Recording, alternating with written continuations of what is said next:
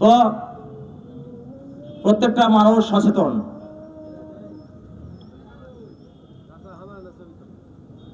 আমি এখানে আওয়ামী লীগের ভাইদের বলছি,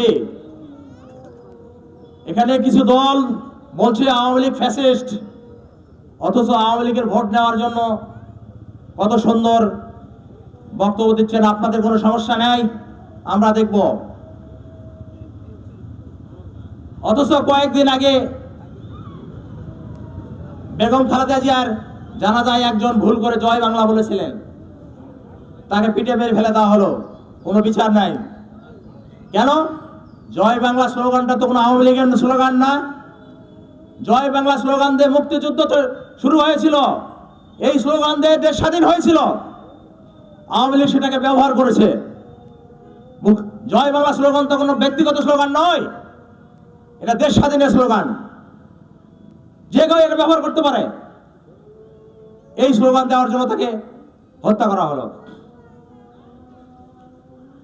দিন দুপুরে পাথর দিয়ে পিঠে মানুষ মারে ফেলে দেওয়া হলো, কোনো বিচার নাই।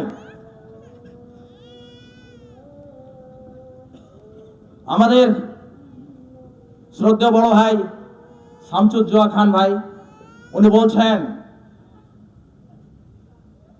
শহীদ রাষ্ট্রপতি জিয়াউর রহমানের স্বপ্ন ছিল পতিতারাতে জেলা ঘোষণা করার। আপনারা আমাকে ভোটে নির্বাচিত করলে আমি আগামীতে জেলা ঘোষণা করব। তো ভাই, আপনাদের কাছে আমার প্রশ্ন, 91 সালে আওয়ামী লীগ বিএনপি ক্ষমতায় আসছিল, তখন তো এটা বাস্তবায়ন করা হয় নাই। 2001 সালে বিএনপি ক্ষমতায় এসেছিল, তখন তো জেলা ঘোষণা করা হয় নাই। আবার নতুন করে তিনি সুযোগ চাচ্ছেন। এই প্রশ্ন আপনাদের কাছে রেখে যাচ্ছে। আপনারা